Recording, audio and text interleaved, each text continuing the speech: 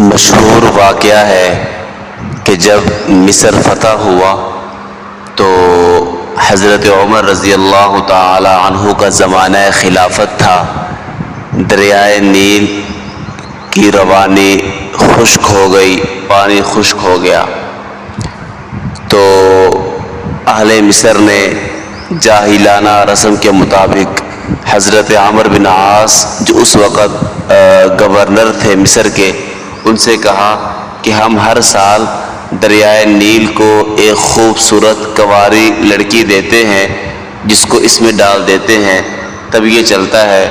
تو اس سال بھی رک گیا ہے، اس کو کنواری خوبصورت لڑکی دیں گے تو یہ چلے گا۔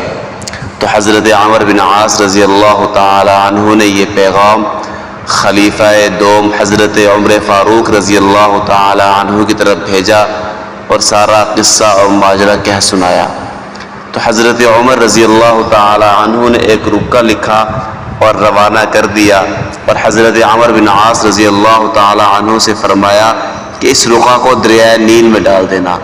اس رکا میں درج تھا بسم اللہ الرحمن الرحیم، یہ خط ہے عمر بن خطاب کی طرف سے، اے دریائے نیل، اگر تو اپنی مرضی سے بہتا ہے تو مت بہ، ہمیں تیری ضرورت نہیں ہے۔